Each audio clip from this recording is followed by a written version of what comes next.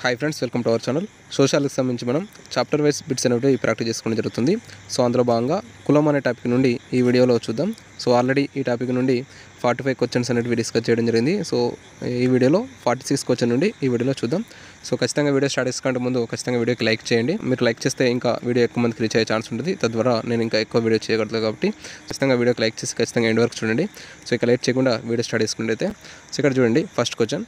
So పౌర హక్కుల పరిరక్షణ చట్టాన్ని ఏ సంవత్సరంలో రూపొందించారు? సో పౌర హక్కుల పరిరక్షణ చట్టాన్ని ఏ సంవత్సరంలో రూపొందించారు అన్నాడు. సో మనకు ఇక్కడ సివిల్ రైట్స్ ప్రొటెక్షన్ యాక్ట్ అనేది మనకు 1976లో రూపొందించడం జరిగింది. 1976లో సివిల్ రైట్స్ ప్రొటెక్షన్ యాక్ట్ అనేది రూపొందించడం జరిగింది. సో నెక్స్ట్ అస్పృశ్యత నేరాల చట్టం ఏ అధికరణం ఆధారంగా రూపొందించబడింది అంటే మనకు అన్టచబిలిటీ అఫెన్సెస్ యాక్ట్ అనేది మనకు ఏ ఆర్టికల్ ద్వారా అంటే ఆర్టికల్ 17 ద్వారా రూపొందించడం జరిగింది. ఆర్టికల్ 17 ద్వారా రూపొందించడం జరిగింది. అస్పృశ్యత నేరాల చట్టం అనేది ఆర్టికల్ 17 ద్వారా రూపొందించడం జరిగింది. ఓకేనా. సో నెక్స్ట్ 48th క్వశ్చన్ చూడండి. అంటరాని కులం కొన్ని కులాల వ్యక్తులకు బహిరంగ ప్రదేశాల్లో సంచరించకుండా చేసిన దురాచారాన్ని నిషేధించిన రాజ్యాంగ అధికరణం ఏది? సో అంటరాని కులం కొన్ని కులాల వ్యక్తులను బహిరంగ ప్రదేశాల్లో సంచరించకుండా చేసిన దురాచారాన్ని నిషేధించిన రాజ్యాంగ అధికరణం ఏది అన్నాడు. సో ఇక్కడ మనకు సంచార స్వేచ్ఛకు సంబంధించిన ఆర్టికల్ ఏంటి అంటే ఫ్రీడమ్ ఆఫ్ మూమెంట్. సో ఈ ఆర్టికల్కి సంబంధించి మనకు 19(1) క్లాస్ డి అనేది ఈ క్వశ్చన్ సంబంధించి రైట్ ఆన్సర్ మనకు ఆర్టికల్ 19(1)డి. సో ఇది మనకు ఆర్టికల్ 19(1)డి అనేది సంచార స్వేచ్ఛకు సంబంధించింది. ఇక్కడ ఆర్టికల్ 19(1)e అనేది మనకు దేనికి సంబంధించింది అంటే మనకు స్థిర నివాసం ప్రతి పౌరుడు తన నచ్చిన ప్లేస్లో ఉండొచ్చు అనేది మనకు 19(1)e అనేది తెలియజేస్తుంది. అలాగే article 19(1)b. So article 19(1)b అనేది దేని తెలియజేస్తుంది అంటే సభలు సమావేశాలు జరుపుకోవచ్చు అంటే ప్రతి పౌరుడు తనకు నచ్చిన ప్లేస్లో సభలు సమావేశాలు అనేవి జరుపుకోవచ్చు అనేది మనకు ఈ యొక్క ఆర్టికల్ 19(1)b అనేది తెలుపుతుంది ఫ్రీడమ్ ఆఫ్ అసెంబ్లీ. ఓకేనా. So next article 19(1)a. So article 19(1)a అనేది దేని తెలుపుతుందంటే భావ ప్రకటన స్వేచ్ఛ అంటే freedom of speech and expression అనేది మనకు 19(1)a తెలుపుతుంది. సో ఇక్కడ మనకు ఆన్సర్ ఏమవుతుంది? ఇక్కడ అంటరాని కులం కొన్ని కులాల వ్యక్తులకు బహిరంగ ప్రదేశాల్లో సంచరించకుండా చేసిన దురాచారాన్ని నిషేధించిన రాజ్యాంగాధికరణం ఏది? సో ఇక్కడ మనకు ఇండైరెక్ట్గా సంచార స్వేచ్ఛకు సంబంధించింది. సో మనకి ఇక్కడ ఈ క్వశ్చన్ సంబంధించిన ఆన్సర్ మనకు 19(1)d అనేది క్వశ్చన్ సంబంధించి రైట్ ఆన్సర్ అవుతుంది. సో ఇక్కడ 19(1)d అనేది ఈ క్వశ్చన్ సంబంధించి రైట్ ఆన్సర్ అవుతుంది. కాబట్టి ఇక్కడ ఆప్షన్ ఏ అనేది ఇక 48 క్వశ్చన్ సంబంధించి రైట్ ఆన్సర్గా చెప్పుకోవచ్చు. ఓకేనా. సో 49 క్వశ్చన్ చూడండి. ఇక్కడ ఎవరు ఎలాంటి వృత్తినైనా చేపట్టవచ్చని హక్కుని కల్పించి కులానికి గల వృత్తిపరమైన సంఖ్యలని తెంచి వేసిన రాజ్యాంగ అధికరణ ఏది? సో ఇక్కడ మనకు ఇండైరెక్ట్గా ఏమడుతుండో వృత్తి అంటే వృత్తికి సంబంధించిన ఆర్టికల్ ఇది. So freedom of profession. So దీనికి సంబంధించిన ఆర్టికల్ మనకు ఆర్టికల్ 19(1)g అనేది ఈ యొక్క వృత్తికి సంబంధించిన ఆర్టికల్ చెప్పుకోవచ్చు. ఇంకో ఆర్టికల్ 19(1)g అనేది వృత్తికి సంబంధించిన ఆర్టికల్. ఎవరు ఎలాంటి వృత్తినైనా చేపట్టవచ్చని హక్కుని కల్పించి కులానికి గల వృత్తిపరమైన సంఖ్యలను తెంచివేసిన రాజ్యాంగ అధికరణ వచ్చేసి 19(1)g. ఓకేనా. ఇక్కడ 19(1)d అనేది మీకు ఇంత ముందు చెప్పిన 19(1)d అనేది ఫ్రీడమ్ ఆఫ్ మూమెంట్. అలాగే 19(1)e అనేది మనకు ఫ్రీడమ్ ఆఫ్ రెసిడెన్సీ అంటే స్థిర నివాసానికి సంబంధించి. అలాగే ఆర్టికల్ 19(1)a అనేది మనకు దేనికి సంబంధించిందంటే freedom of speech and expression. ఓకేనా. భావ ప్రకటన స్వేచ్ఛకు సంబంధించింది. ఓకేనా. సో నెక్స్ట్ 50 క్వశ్చన్ చూడండి. వెలువాడల సంస్కృతిని నిషేధిస్తూ భారతదేశ పౌరులు ఎక్కడైనా నివాసం ఉండవచ్చు అనే హక్కును కల్పించిన రాజ్యాంగ అధికరణం ఏది? సో ఇక్కడ మనకు ఇండైరెక్ట్గా ఏం చెప్తుండో స్థిర నివాసానికి సంబంధించిన ఆర్టికల్ ఏదని చెప్తుండో. సో ఇక్కడ మనకు స్థిర నివాసానికి సంబంధించిన ఆర్టికల్ ఏంటి? సో మనకు ఇంతకుముందుగా చెప్పిన 19(1)e. సో 19(1)e అనేది మనకు ఈ యొక్క ఫ్రీడమ్ ఆఫ్ రెసిడెన్సీ అనేది మనకి ఇక్కడ అవుతుంది. సో 19(1)e అనేది ఇక్కడ ఆప్షన్ బి అనేది కొంచెం మంచి రైట్ ఆన్సర్ ఆప్షన్ బి. ఓకేనా. సో నెక్స్ట్ 51 క్వశ్చన్ చూడండి. కుల అసక్తతల నిర్మూలన చట్టాన్ని ఏ సంవత్సరంలో రూపొందించారు? కుల అసక్తతల నిర్మూలన చట్టాన్ని ఏ సంవత్సరంలో రూపొందించారన్నాడు.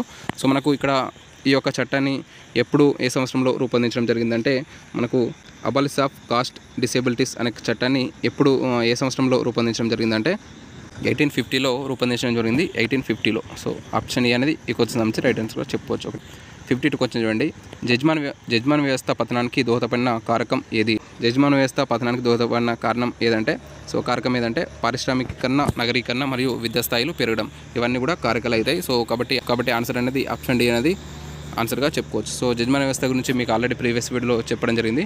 సో ఆ వీడియో ఎవరైనా చూడని వాళ్ళు ఉంటే ఖచ్చితంగా వీడియో చూడండి. సో జడ్జ్మాన వ్యవస్థ గురించి మీకు అక్కడే అర్థమవుతుంది. సో నెక్స్ట్ 53 క్వశ్చన్ చూద్దాం. సరైన వాక్యాన్ని గుర్తించండి అన్నాడు. సో జడ్జ్మాన వ్యవస్థ జీవనోపాధికి భరోసానిచ్చింది అన్నాడు.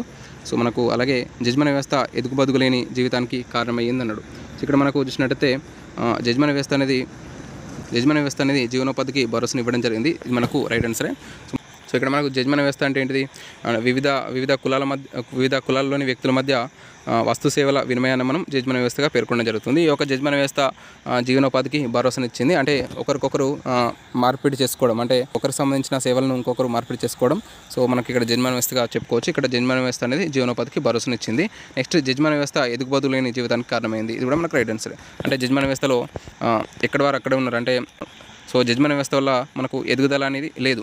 సో అందువల్ల మనకు యజమాని వ్యవస్థ అనేది ఎదుగుబోదుకు లేని జీవితానికి కారణమైందిగా చెప్పవచ్చు. మనకి ఇక్కడ judgment system is for life without growth. ఓకేనా. సో నెక్స్ట్ ఇక్కడ మనకు ఆన్సర్ ఏమవుతుంది, ఆప్షన్ 1 and 2 కరెక్ట్ కాబట్టి ఆప్షన్ బి అనేది ఈ క్వశ్చన్ నుంచి రైట్ ఆన్సర్ అవుతుంది. Option B. ఓకేనా. 1 and 2 సరైనవి. సో నెక్స్ట్ 54 క్వశ్చన్ చూడండి.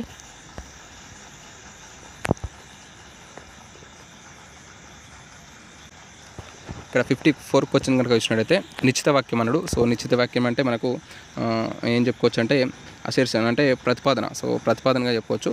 ఇక్కడ ప్రతిపాదన ఏమి ఇచ్చిండు, సో సమాజంలోని సామాజిక మరియు ఆర్థిక వ్యవస్థలో వచ్చిన ఆధునిక మార్పులు కులం నందు కొద్ది వరకు మార్పునకు దోహదమైనవి అన్నాడు. ఇది మనకు రైట్ ఆన్సర్గా చెప్పుకోవచ్చు. అంటే సమాజంలోని సామాజిక మరియు ఆర్థిక వ్యవస్థలో వచ్చిన ఆధునిక మార్పులు కులం నందు కొద్ది వరకు మార్పులకు దోహదమైనవి. ఇది మనకు రైట్ ఆన్సర్. అంటే ఈ యొక్క కులంలో కొన్ని మార్పులు వచ్చినాయి. సో ఇది మనకు తెలిసిందే. నెక్స్ట్ నెక్స్ట్ హేతువు. సో హేతువు అంటే మనం కారణంగా చెప్పుకోవచ్చు. సో కారణం, సో రీజన్. సో ఇక్కడ చూసినట్టయితే ఆధునికత వల్ల కులం నందు గల ఆర్థిక కోణంలో మార్పు వచ్చిన సాంప్రదాయ మరియు సాంస్కృతిక కోణంలో మార్పు ఆశించినంతగా రాలేదు. ఇప్పుడు ఆధునికత వల్ల కులం నందు గల ఆర్థిక కోణంలో కొంచెం అంటే వృత్తిపరంగా కొంచెం మార్పులు వచ్చినా కూడా సాంప్రదాయ మరియు సాంస్కృతిక పరంగా అనేది మార్పు ఆశించినంతగా రాలేదనే చెప్పుకోవచ్చు. సో ఇక్కడ రెండు కూడా రైట్ ఆన్సరే. అంటే మనకు ఏఆర్లు రెండు కూడా సరైనవే అని చెప్పుకోవచ్చు. కాబట్టి ఏఆర్కు సరైన వివరణ. సో ఇక్కడ మనకు ఆన్సర్ ఏమవుతుంది,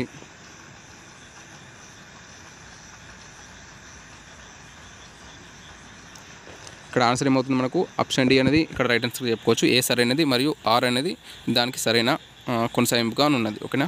సో నెక్స్ట్ 55 క్వశ్చన్ చూద్దాం. నిశ్చిత వాక్యం. సో ఇక్కడ ప్రతిపాదన, కులం అనేది భారతీయ సమాజంలో వ్యక్తి యొక్క హోదాను నిర్ణయిస్తున్నది. దీనినే ఆపాదిత అంతస్తు అంటున్నాము. ఇది కరెక్టే కదా. సో కులం అనేది భారతీయ సమాజంలో వ్యక్తి యొక్క హోదాను నిర్ణయిస్తుంది. అంటే వ్యక్తి యొక్క హోదాన్ని నిర్ణయిస్తుంది. సో మనం దీన్ని ఆపాదిత అంతస్తు అంటాం. సో మనకు కులం అనేది పుట్టుకతోనే వస్తుంది, వ్యక్తి యొక్క హోదాన్ని కూడా నిర్ణయిస్తుంది. కాబట్టి ఇక్కడ మనకు ఇది రైట్ ఆన్సర్గా చెప్పుకోవచ్చు. నెక్స్ట్ దీనికి గల కారణం ఏమి ఇచ్చినట్లయితే విద్య మరియు నైపుణ్యాల సాధన ద్వారా ఆపాదిత అంతస్తు నుండి బయటపడి సాధించిన అంతస్తును చేరుకోవచ్చు. అంతే కదా. విద్య మరియు స్కిల్స్ అనేటివి మనం చక్కగా నేర్చుకున్నట్టయితే ఈ యొక్క కులం అనే ఆపాదిత అంతస్తు నుండి బయటపడి మనం సాధించిన అంతస్తును చేరుకోవచ్చు. ఇది మనకు రైట్ ఆన్సర్. సో ఏఆర్లు సరైనవి, ఏఆర్కు సరైన వివరణ. కాబట్టి మనకు ఇక్కడ ఈ క్వశ్చన్ రైట్ ఆన్సర్ మనకు ఆప్షన్ డి అనేది మనకు ఇక్కడ రైట్ ఆన్సర్గా చెప్పుకోవచ్చు. Option D. ఓకేనా. ఏ సరైనది మరియు ఆర్ దానికి సరైన వివరణ. సో ఇది ఈరోజు వీడియో. నెక్స్ట్ వీడియోలో మరిన్ని ఇంపార్టెంట్ బిట్స్తో వీడియో చేసుకుందాం. సో ఈ యొక్క కులం అనే టాపిక్ నుండి మనకు ఇంకొక వీడియో చేసుకుందాం. సో అది లాస్ట్ వీడియో.